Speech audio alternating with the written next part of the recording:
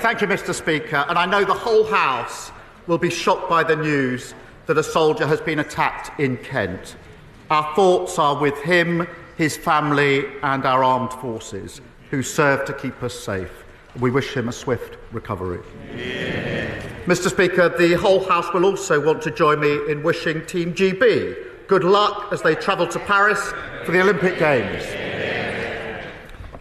And Mr. Speaker, this morning I had meetings with ministerial colleagues and others discussing how this government will bring about the change the country has decisively voted for.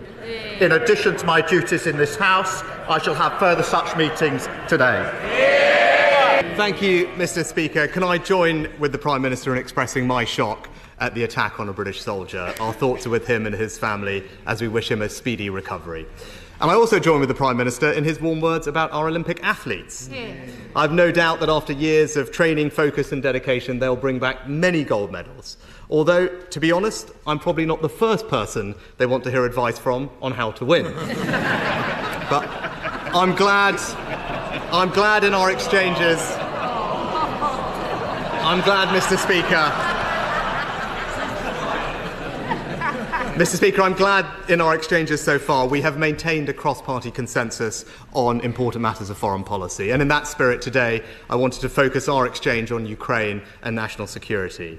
The UK has consistently been the first country to provide new capabilities to Ukraine, such as the long-range weapons that have been used so effectively in the Black Sea. Now, those decisions aren't easy, and I was grateful to the Prime Minister for his support as I made those decisions in government. And in opposition, I offer that same support to him. So can I ask that he continues to be responsive to Ukraine's new requests so that they don't just stand still, but can decisively win out against Russian aggression? Can I thank the Leader of the Opposition for not only raising the question of Ukraine, but doing it in a way which can maintain the unity across this House, which has been so important to the Ukrainian people. And I can assure him that we are, of course, talking to Ukraine about how they deal with the Russian aggression that they have been facing for many, many months. And I will continue to try to do that in the way that he did, which is to reach out across the House to share such information as we can to maintain the unity that is so important.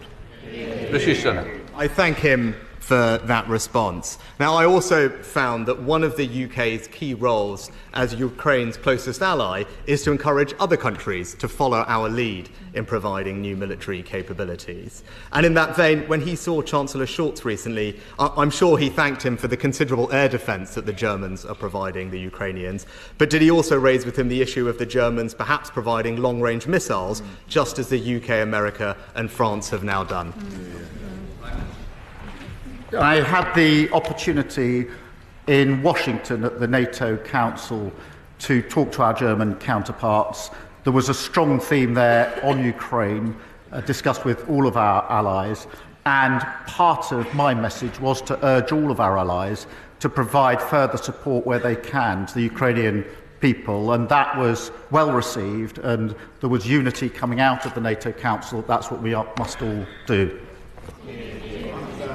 I'm glad to hear the Prime Minister raise at the NATO summit as well, because I very much welcome the message that came out loud and clear from that summit, and indeed the Prime Minister's words from the dispatch box on Monday about Ukraine's irreversible path to NATO membership. And so does he agree with me that fatuous Russian claims on Ukrainian territory must not act as a block to Ukraine joining the NATO defensive alliance?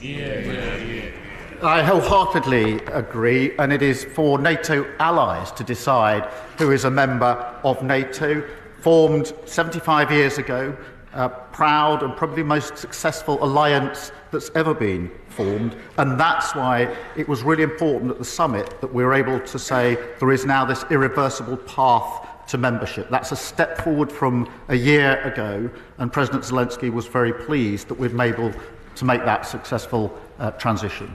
The opposition. Thanks to the complex legal and diplomatic work that the UK has led over the past several months, together with our allies Canada and America, the Prime Minister will, I hope, now find that there is a sound and established legal basis to go further on sanctions and seize Russian assets and use them to fund Ukrainian reconstruction. Now, that work has taken time, but I hope he is able to take a look at it. And can he confirm for the House that this work is something that he will take forward? Because if he does, I can assure him that the opposition will support him in doing so. Again, I'm grateful for this opportunity to say how united we were on the question of sanctions across this House. The use now made of what has been seized and frozen is an important issue on which I think we can move forward. And I know the Chancellor is already beginning to have some discussions about how we can take more effective measures. Again, I will seek to reach out across the House as we do this important work together. The opposite. I very much welcome the Prime Minister's response, but I also welcome both his and the Defence Secretary's recent emphasis on the importance of the Tempest fighter jet programme. It's a crucial sovereign capability, as he mentioned, and important for our alliances with Italy and Japan. Furthermore, however, other countries also wish to participate. And in government, we had begun initial productive discussions with our friend and ally Saudi Arabia about their desire to potentially join the programme. So could the Prime Minister confirm that he will continue those initial positive conversations with Saudi Arabia? And again, I can assure him that he will have our support in doing so. Well, let me make this absolutely clear. This is a really important programme. Significant progress has already been made, and we want to build on that progress. And I've had some initial discussions, not least in Farnborough, where I was just a few days ago. Leader of the Opposition.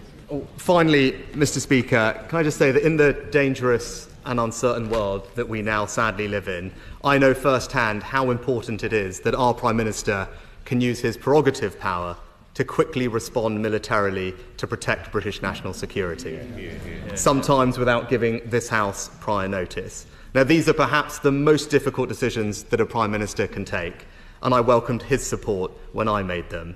And I want to take this opportunity to assure him of the opposition's support if he deems it necessary to take similar action in the future. So does he agree with me that whilst the use of the prerogative power is sometimes politically controversial, it is essential to ensure the safety and security of the British people? I agree it's essential, and our security is the first duty of government. I was grateful to the Leader of the Opposition for reaching out when action had to be taken to me personally to ensure that I was briefed on the sensitive issues that lay behind the decisions that he had to take. And as I mentioned to him last week, I will endeavour to ensure that we proceed in the same way so that he has access to all the information that he needs to come to a determination, which I hope will be, to be able to support the position that this government takes. Thank you.